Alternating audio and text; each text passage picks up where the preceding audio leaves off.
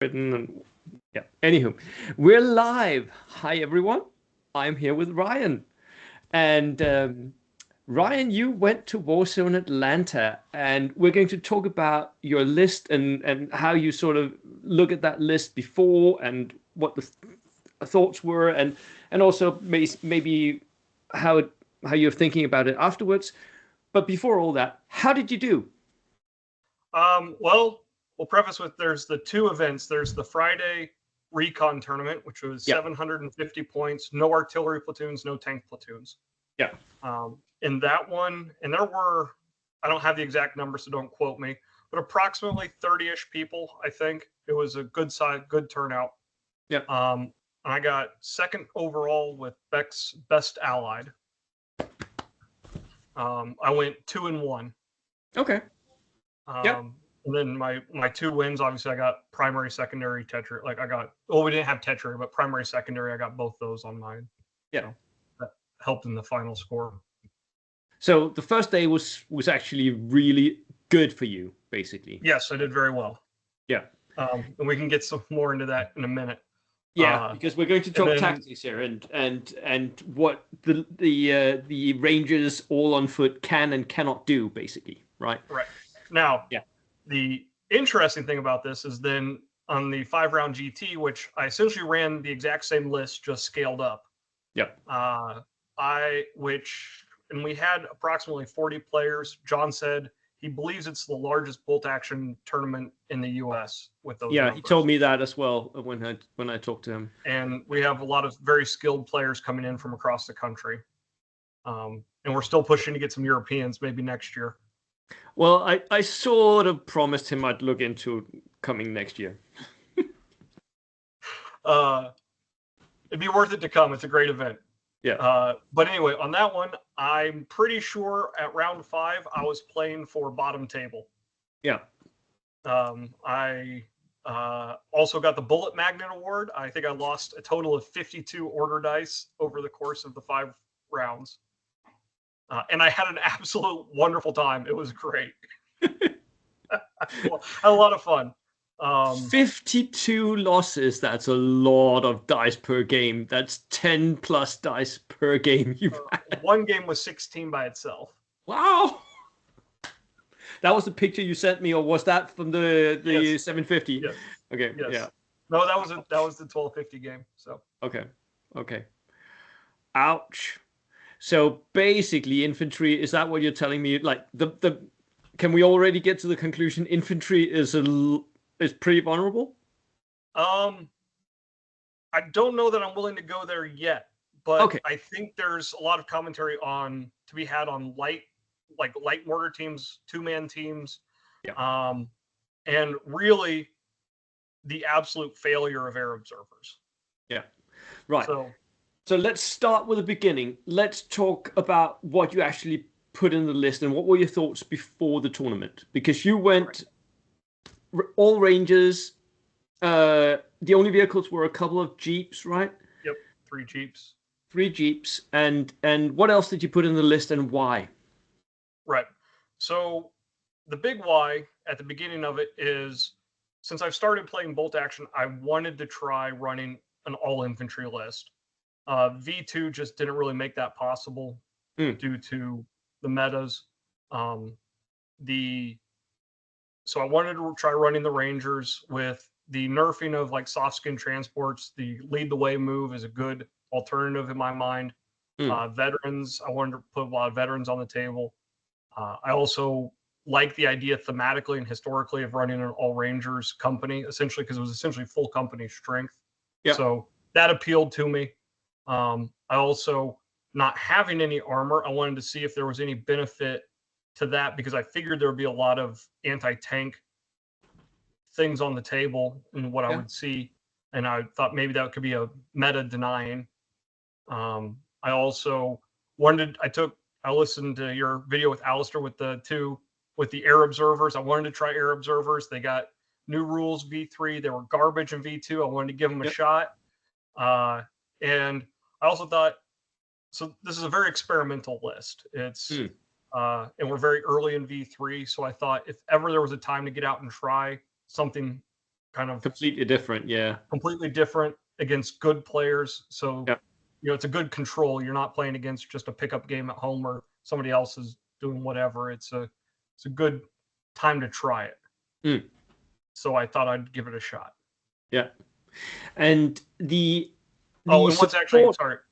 Yeah, Yeah. sorry, what was actually in the list? No, The first one, I just wanted you, yeah, to go back and talk about the support you had for the Rangers. right. What did you back them up with? I had 4 bazooka teams, regulars. 3 of those had jeeps. Mm. Because if I was going to outflank a bazooka with the 24-inch no long range penalty, I figure I could throw one and outflank possibly, and you can just walk on the board and shoot without having to try to pull a second dice to Yeah. move the transport and then Yeah. shoot. Makes absolute sense. Yeah. And then I had 4 light mortar teams in X, and then Mm. I had the 2 air observers, and that was pretty much the support elements to go with the ranger teams.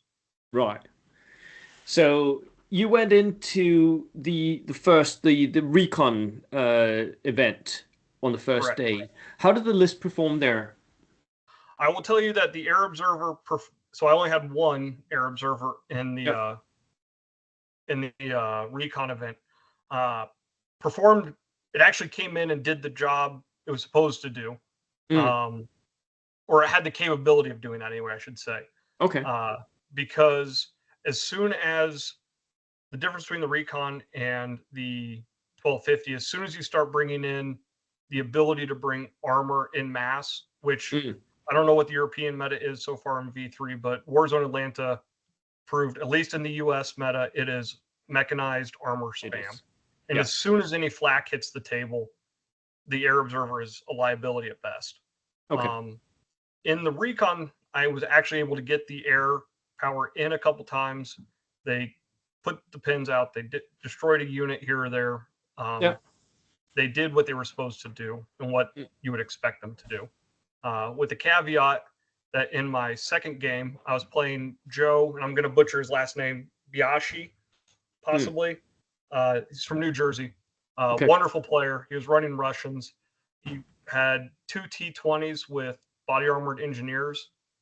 And I put the air marker on one of those, and he immediately then used his order to run it and drove it Mm. straight into the middle of all of my Rangers. And once the marker's on it, Ouch. Yeah. which was a great move on his part. I loved the strategy of that. That was brilliant. And it pretty much cost me the game because not only did he drive it into the middle of my thing, then I rolled a 1. So then Mm. he was able to reposition it exactly where he wanted in the middle of my army, put a ton of pins on my own guys. Yeah. And I think that's probably what cost me the game. If I wasn't running an air observer, if I'd have just taken a 75-point handicap on that one, I think I might have been able to win that game. Well, that sucks. Anyway, Ryan, I think your contractor just needs to work with you. Oh, And yeah, sorry. while Ryan is doing that, I'll just the next thing I'm going to ask Ryan about is his inexperienced mortars, because a lot of you guys have been talking about inexperienced mortars, and with the recent FAQ where regular mortars now can use spotters, but they can't buy them. So the spotter trick where you took regular mortars and you use someone else's spotter to spot for everyone, that's sort of gone. So people are looking at maybe getting back into inexperienced mortars, which is where I started my light mortar spam. So I'm really interested in finding out whether or not other players can make them work, because I think they're really good. But a lot of players are struggling, and a lot of people are saying they're a liability. I don't think they are. But maybe it's just me who's doing stuff wrong. I also think it's really interesting that Ryan here says that so long as there's no armor, his platoon actually worked, even though he was bringing bazookas to quite a lot of, even the recon event, he took bazookas in his list. The bazookas should really have pushed the enemy away, but I don't think they did to a degree where it worked. So yeah, that's part of it. While he's gone, I think we can just take a look at his list. By the way, Let me just pull that up for you guys.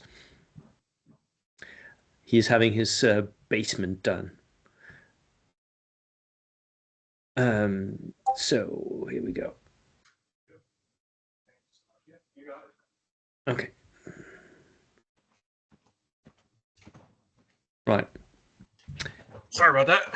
No worries. Did you guys figure it all out? Yep, I was got it. just pulling up your lists to see if I could find it. I can't right now, so that we could actually show it while we're talking. Do you have it on your computer? No. Okay. Anywho, Not quickly. right. The next thing I was just telling people that the next thing I wanted to talk to you about, that was your light mortars, because with the recent FAQ, everyone is sort of talking about mortars again and maybe going into inexperienced mortars. How did they work out for you? Well, on the end of the bell curve, the best moment is when it very nearly killed a Chaffee. Ooh. So Okay. rolled a 6 immediately to range in, rolled a 6 to pin, rolled a 6 on the superficial, Ooh. caught it on fire. Ooh. He passed his leadership check, so it Oh. didn't destroy it. But that was potentially a highlight. Yeah.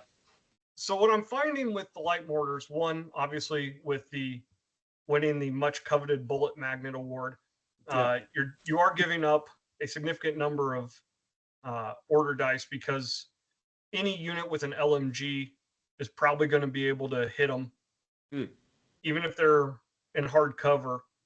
It's your pass and saves on fours. It only takes, especially with NX, it only takes really killing one if you don't have a good leadership bubble around to drive them off the table.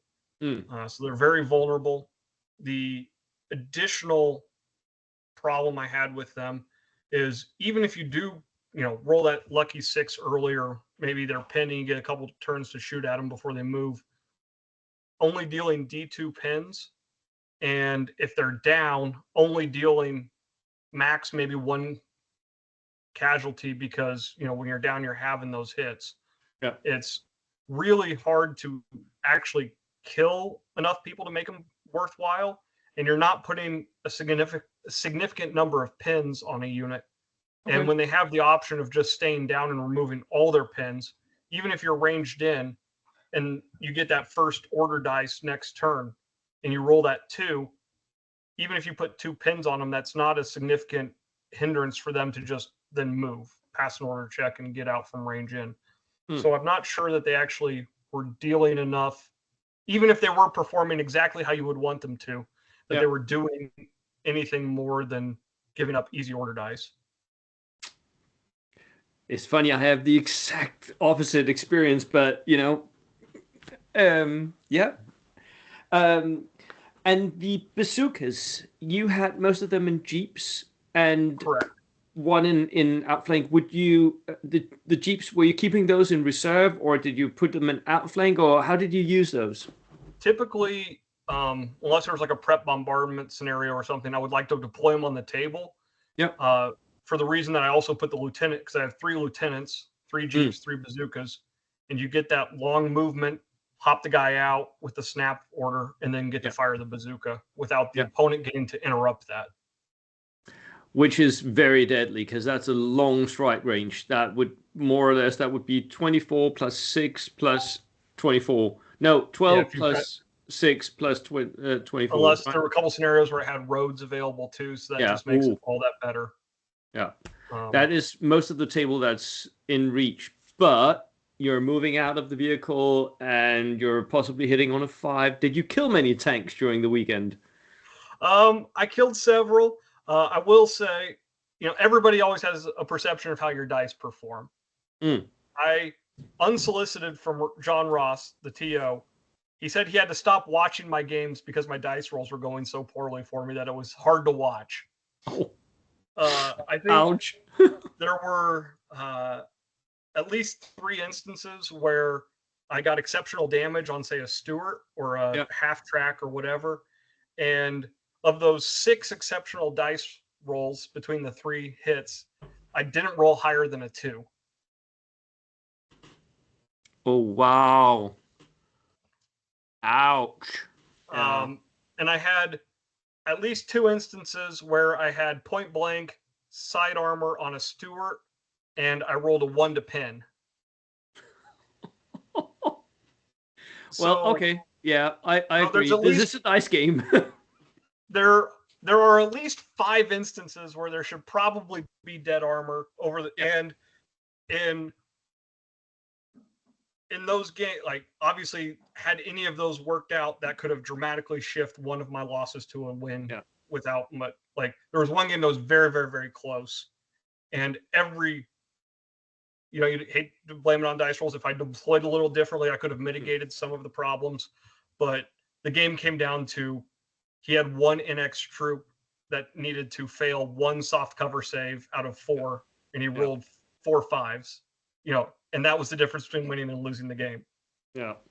Right. So since we got into it, we might as well just talk about how you did at the 1250, the GT style tournament. But remind me, once we're done with that, I want to ask you about how you actually use the Rangers lead the way move in the start of each game. So let's start by you. Just how did you do in the 1250 then? Yeah. Well, like I said, I'm ultimately very low at the bottom. Yeah. But in the first game, it was key positions. We rolled, I think, maximum objective numbers, which favors my list.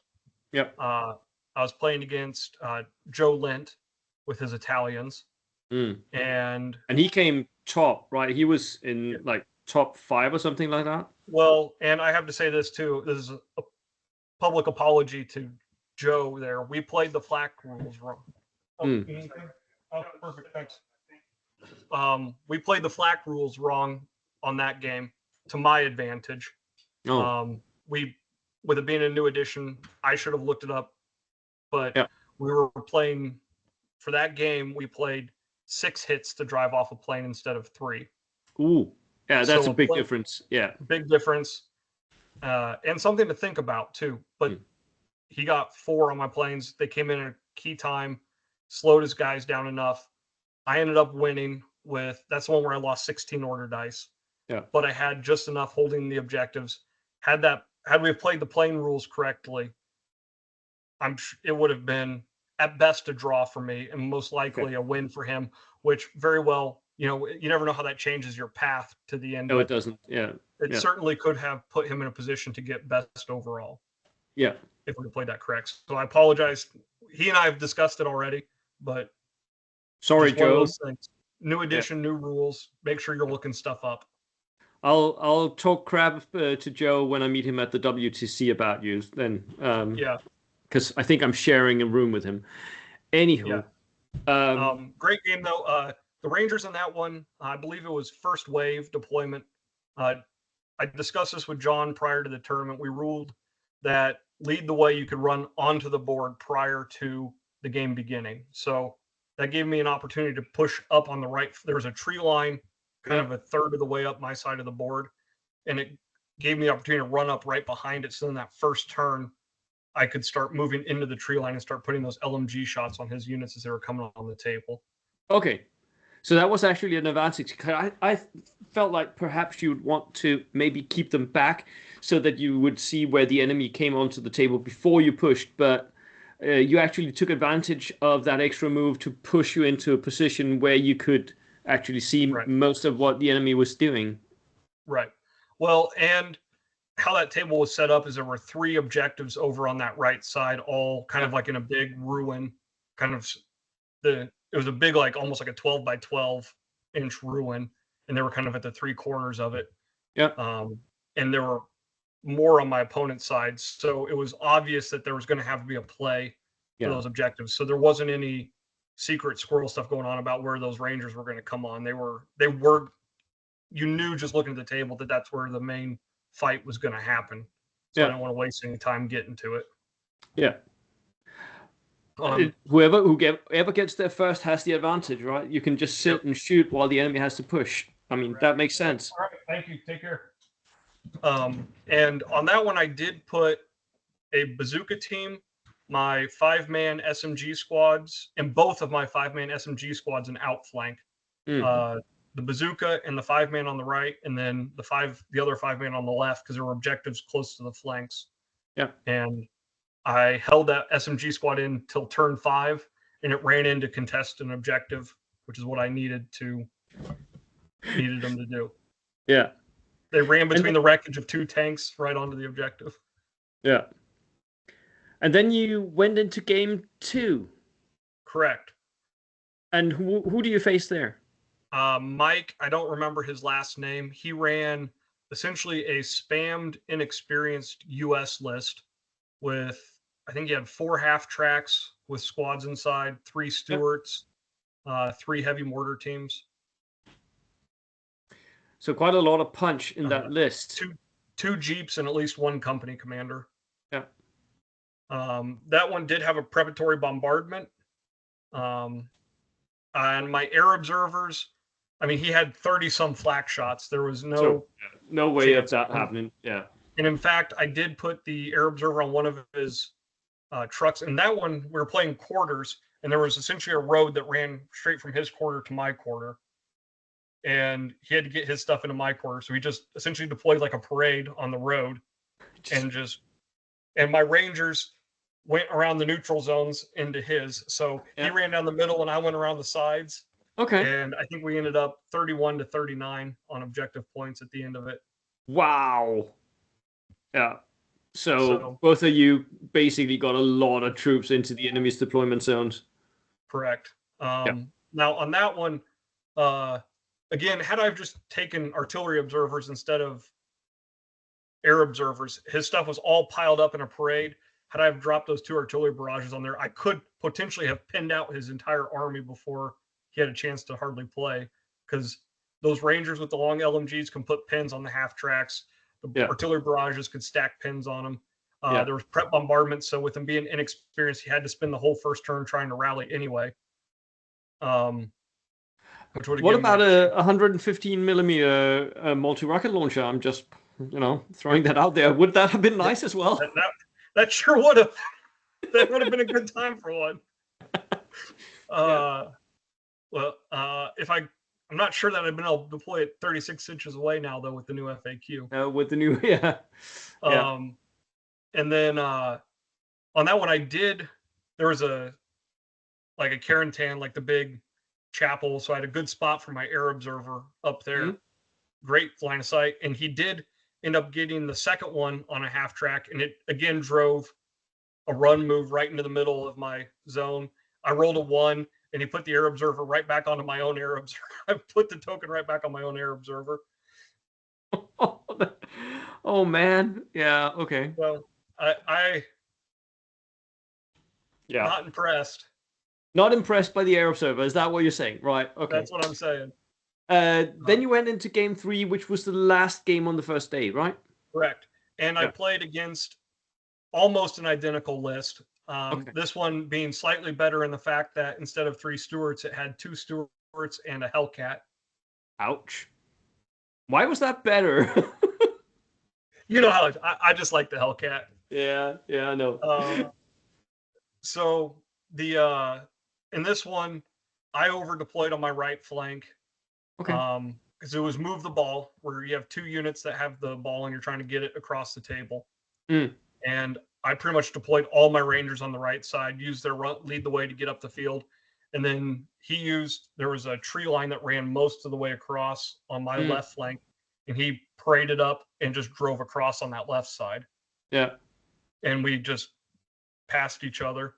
Okay. While I tried to run Rangers back over to the left to help slow them down.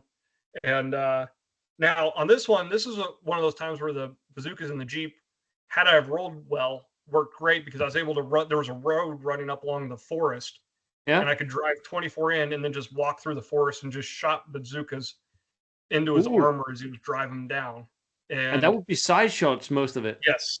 And so they jumped out at the end of the turn, got their shots off, rolled terrible. Point blank shots. I don't think I killed anything. I had a point blank on a half track, a point blank on a Stuart. Oh, man. Don't think I killed anything. Top of turn 2, I got the snap 2 order, fired the bazookas again. I think I killed one of the half tracks. Didn't kill the Stuart at point blank side armor. That's where I rolled a 1 to pin on the side armor. Yeah. What are you gonna do? It is a dice game, and single shot weapons, they will fail you. Also, at the end of I tried to initiate a charge with a light mortar against his one inexperienced guy that was holding the ball at the end of the game. I had 1 pin on my light mortar, failed the order check. I'd earned a reroll token from the Recon tournament, a 1 use for the whole tournament. I'd earned it from the Recon before, used that, failed my order check again. Wasn't meant to be. The gods, the dice gods failed you. And his other squad with the ball made it exactly.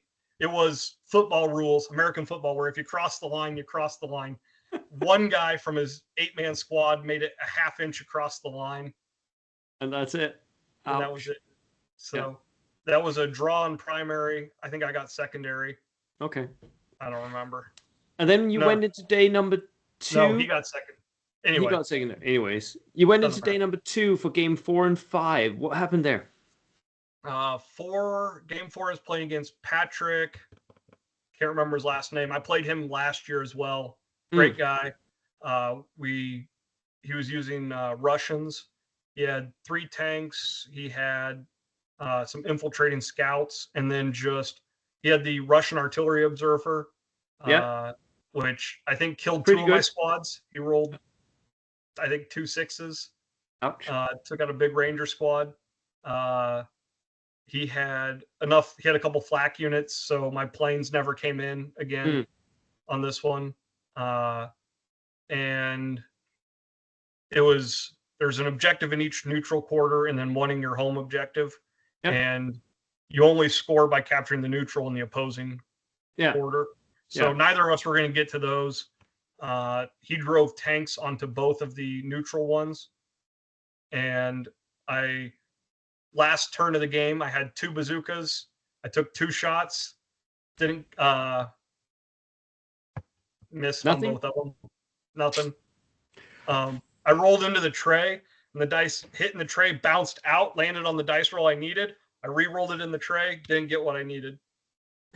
That's why I don't use dice trays, because it'll always do that to me as well. So that one, I think I killed one of his tanks. If I'd been able to kill either one of the other tanks, it would have been a win for me. I got secondary on that one on kill dice.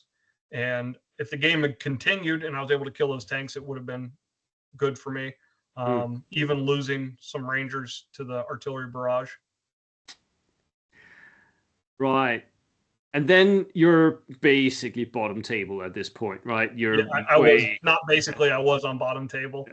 And I was playing against a Moore. His last name was Moore. Delightful guy. We had a fun end of the day. Too. Nothing on the line. He was running an American list as well. Had a squad of rangers. It had a couple chaffies.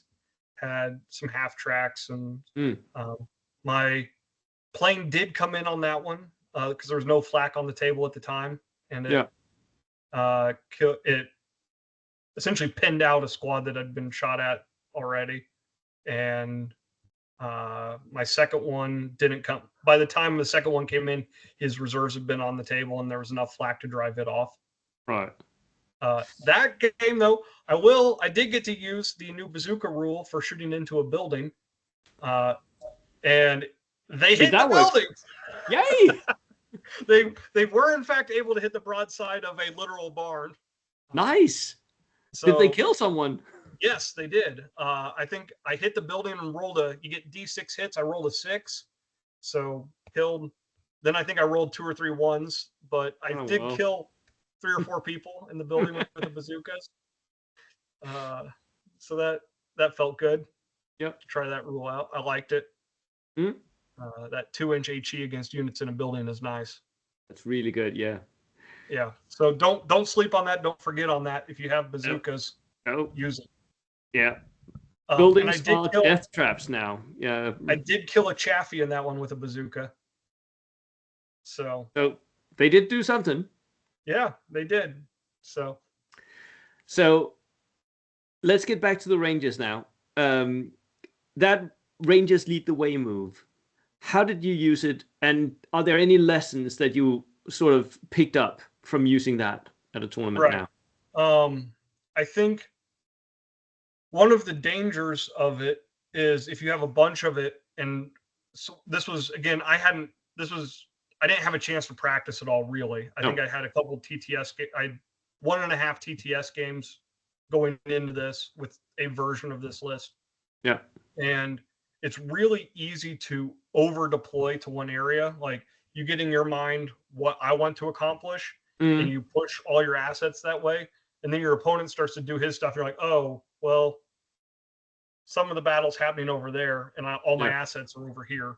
Yeah. So that's a cautionary tale on that is don't forget that your opponent's got his own plan that you need Yeah. to think about. Now, on the flip side of that, being able to push so much stuff into one spot early in the game, if it's a mission that lends itself to that, it does allow you to dictate where the battle will take place. Yes. So I like that. I like being in control of the flow of a battle. Mm, And starting early when it's on your terms gives you that initial advantage of setting the pace of the game. yeah. Um, But and it try does to get into also it does also tip your hand, right? Because you are moving into that area, and the opponent can now see where your infantry is, and infantry is right, not that super mobile once it's actually deployed. right. Yeah. I think, and then one of the unfortunate things is you're paying a premium for a special rule, and there were missions where there was a quarters mission where if you deploy anybody outside of your quarter, then they get hit with the confused bombardment. Yeah. So you're not wanting to use it for that. Um, on the flip side, there's one where it's prepared. There was a quarters game where it's prep bombardment in your deployment quarter, and I was able to run out of my quarter as soon before the game started, so they all didn't get prep bombarded, which was Yeah. nice. That is nice. That's a nice little bonus to have that where you can Yeah, escape the bombardment, yeah. basically. Um, and then, but if you want to do things like outflank with them, you're losing out on that ability. Yeah. There's on the move the ball one, anybody that had a deployment advantage didn't get to, like, if you had infiltrator or lead the way, you You didn't weren't get to allowed to use it. deploy with the Yeah. ball, or you could choose not to use it and start with it. So you're Yeah. just giving, there's a lot of scenarios where I felt like it maybe wasn't as helpful and I had to sacrifice using it. And then at that point, those points invested in it are for naught. Yeah. I, I think I would have been better served running maybe more veteran regular infantry with tough fighter or Or a maybe mix of the two at least. Yeah. right. Yeah. Yeah. Like those small SMG squads, I certainly could have used the regular GIs that can take more SMGs, where you can take, you can take one on, if you take that minimum strength squad, you can put an SMG on essentially everybody. Yeah. And that sort of leads us into a little bit of a discussion because you sent two lists to me that is sort of your, I guess, your reflection on how you would Yes. do things differently now, having Right. been to your first V3 tournament. Right. So should I bring those up and you can sort of talk us through the Yeah, thought absolutely. Let's do it. process? Let's do Yeah. that.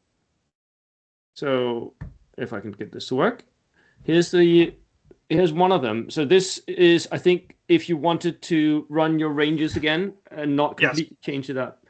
Talk us Yep. through the list and what you're thinking. So the first thing you should see, obviously, it went from 22 order dice down to 18. Yeah. I think some of those light mortars, I wasn't super impressed with their performance. I'm not throwing them in the bin by any means, but I like to try something different. Yeah. So I dropped those out of the list right away. I also think that we are seeing clear signs that there's a Goldilocks zone around 18, maybe 19 order dice for 1250. So I think so. Yeah. I think the lists I played against that were in that dice range certainly didn't have any disadvantage. Yeah. So the one thing I did put on here, and this is probably out of my frustration with the bazookas, is I put tank hunters on all the big ranger squads. Ooh, so you can actually assault tanks now. Which I did assault a tank in one of the games when I was trying to get it off that objective, but without the tank grenades, it was not not super very dangerous, but yeah. eight veterans with the anti-tank grenades, they could mess up most light tanks. Yes, and light tanks are what we're seeing, especially all the if half tracks, Panamags become the become the meta. Light Italian tanks, they could certainly rain on their parade. Yeah, and then air observers are done, so out. I switched out to the artillery observer. Yeah, I think had I had an artillery observer in all of my games, it would have significantly increase my chances of doing well.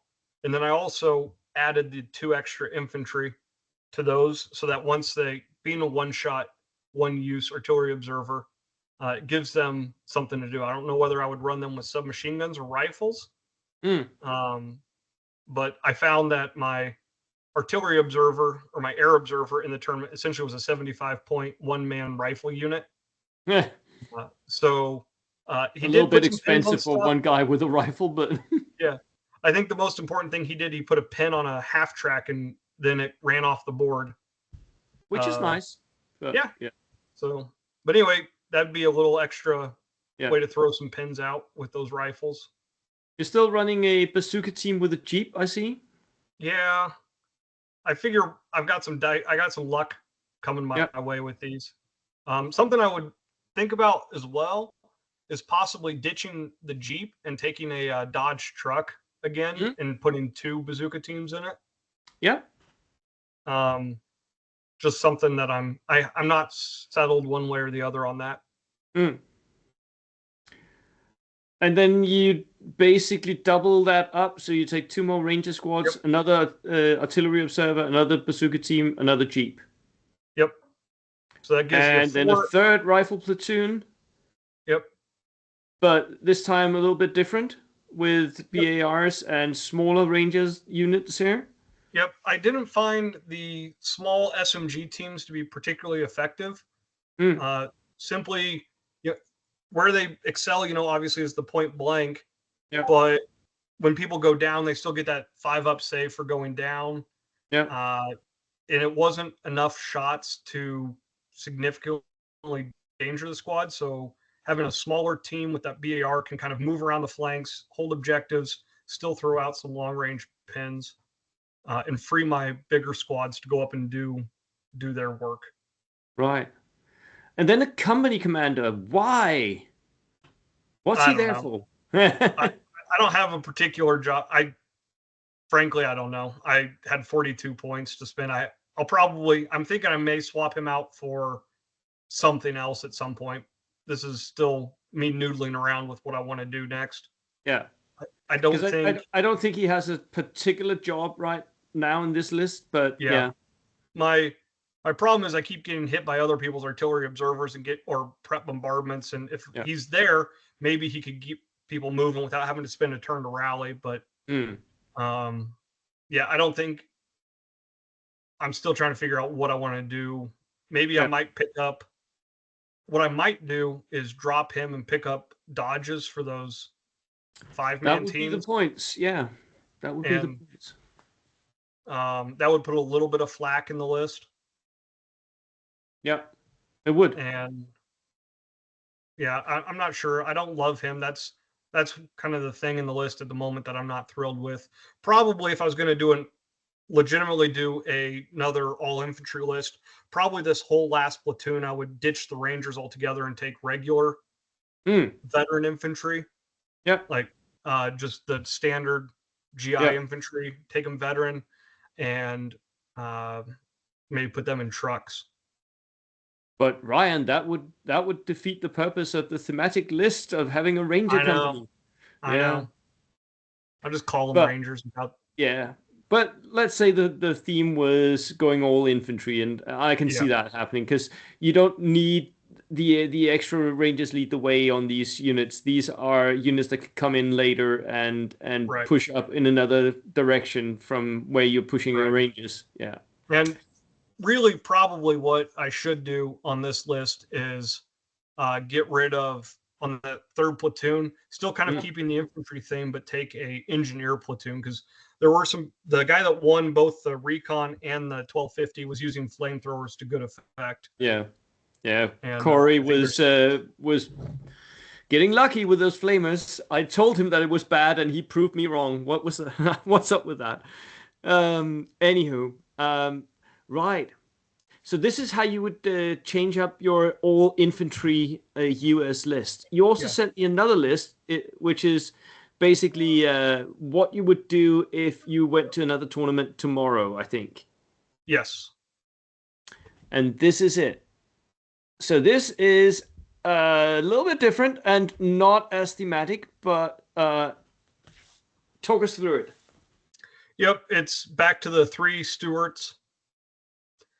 Now there are something I was thinking about on this one is there's a bazooka later. There's some bazookas later in the list, and Yep. if I dropped one of those bazooka teams, or with the Jeep, I could have enough points to upgrade at least 2 of those to Chaffies, which is something I would think about doing, just with that extra 2-inch HE and Yeah. just something to think about. Maybe at least like one Chaffee or the Hellcat, just to have something that has a little more Yep. punch than the light AT gun. Yeah. Yeah, I do love the and then Hellcat. yeah, and then you include, of course, infantry with a little bit of different mix-ups here. A lot of shots in these guys, and that's Yep. because you're putting them in White Scout cars. I love those. Yes. I having those HMGs, having the flak. Yeah, Again, I don't think flak. I think flak. There may be a shift in the meta where early on, flak is important because people are trying out they don't want to take your word for it or my word for it, and they'll be yeah, trying out the air observers. Then yeah, there may come a time when flak isn't as important, and then maybe air observers will have their day again. yeah. But I think a lot of people freaked out when Alistair Unicom put out his air power list because like most people couldn't deal with that. yeah, Most lists couldn't deal with that. But I think we're seeing a lot more flak units now. At least at Warzone Atlanta had a lot more flak units than we saw just a couple of weeks back in other tournaments. So yeah, and if we want to circle back to it at some point, I have some thoughts on what might make air observers playable if there were some slight tweaks to it and or the flak rule, but yeah, we can circle back to that. yeah. And then airbornes with light machine guns, stubborn. Have you read the new US rules that came out like today, I think, or was it yesterday? Yeah. Yep. A lot of stubborn available for you guys, but maybe a little bland for my taste, I think. Yeah, that's probably a whole nother discussion, but I was not overly enthused about the US Yeah, rules. yeah. Double artillery observer, bazooka team, jeep. I like this list. I thought you would like this one better. Yeah, I like the inclusion of the 2 White Scout cars. They feel like extra armored fighting vehicles, like miniature tanks because of the HMG. Yep. And they're still pretty okay for price, 68 points. That's okay. And then I feel like you would need maybe one better tank somehow, but Yep. you've got double bazookas to take care of heavy tank. I mean, I like this list. Um, the My problem veteran with infantry bazookas is yeah, I feel like just as a player, I use my bazookas really well. They yeah, just don't they reciprocate. don't perform.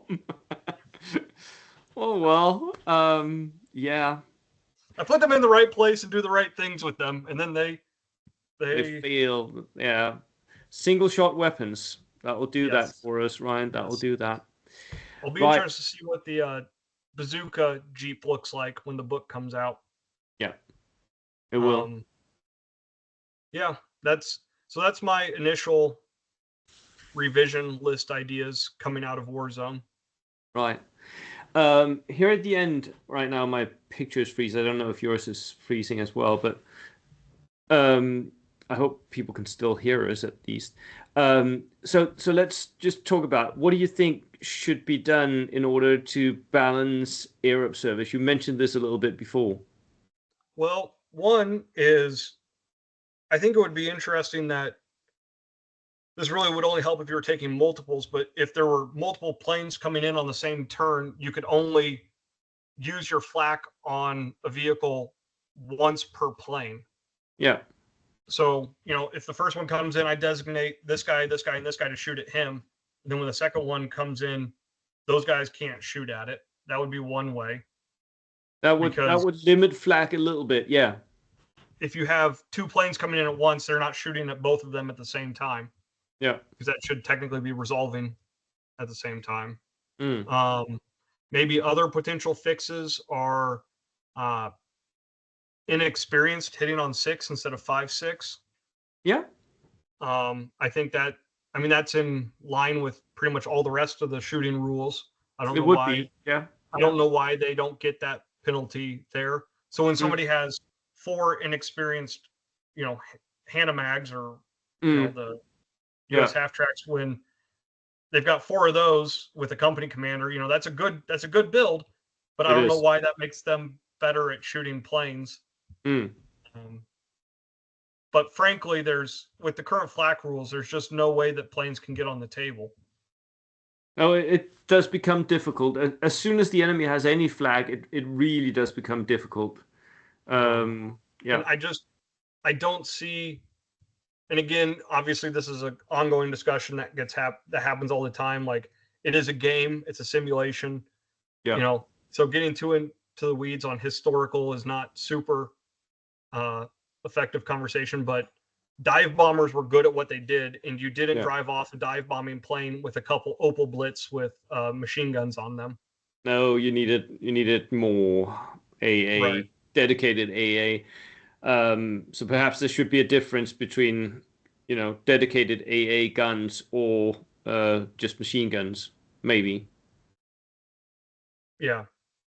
So, or the Right. number of hits required. 3 is too few hits required. Yeah. To drive. I mean, that statistically, one truck with a machine gun can have a decent shot at driving off a plane, let alone multiple units. Yeah. Yeah. Right. Ryan, Or just reduce. Sorry? Oh, sorry. Or the other one is all vehicle pistols and machine guns just still get the 3 shots versus planes instead of the 6. Or that one.